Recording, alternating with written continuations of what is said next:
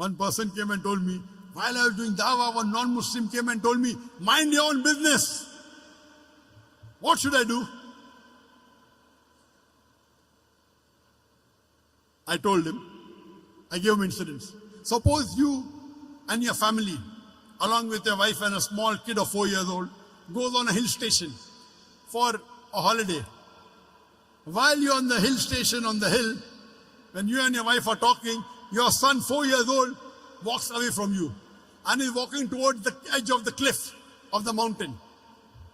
By the time you realize, he is far away, you can hardly see him. But you say, Ahmad, be careful. But your voice cannot reach there. He's far away. You can see him. While your son is walking towards the edge of the cliff, there's the elderly gentleman standing at the edge of the cliff and admiring beauty. He looks at your son, he smiles, and he continues admiring beauty. You want to shout, oh, mister, save my son. But your voice cannot reach there.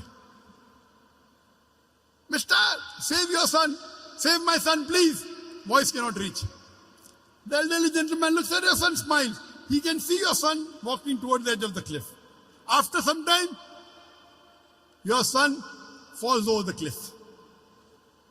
When you go to that man and tell him, why didn't you save my son? He gives a reply, I was minding my own business. And he's right. He did not push your son, did he? No. Did he tell your son to jump? No. So why should you blame him? He did not tell your son to jump. He did not push your son. Yet you will blame him and tell him, Allah gave him hikmah. He could have saved my son easily.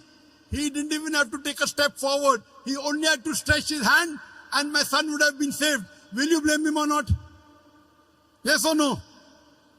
You will tell this person, my son is Masoom. 4 years old, he doesn't know. This elderly gentleman could have easily saved him. He says, no, I was minding my own business. When anyone tells you, when you're doing dawah, that mind your own business, tell him, that's what I'm doing. I'm minding my business. It is the business of every Muslim to mind other people's business as far as deen is concerned. Let me repeat. When anyone tells you mind your own business while doing dawah, tell him, it is the business of every Muslim to mind other people's business as far as deen is concerned. كنتم خير أمة أخرجت للناس تأمرون بالمعروف وتنهون عن المنكر. We are the best of people because we are enjoying what is good and we forbid what is wrong. That is what we are doing. We are doing our duty. We are enjoying the good and forbidding what is wrong. We are doing correct. Why you should feel shy? Why you should be ashamed? Imagine if you have a non-Muslim neighbor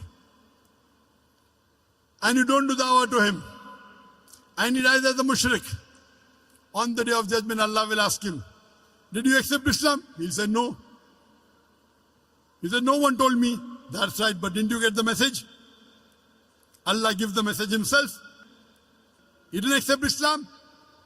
He'll go to hell. Allah will ask you, did you deliver the message to your non-Muslim neighbor? And if you say no, you will follow him.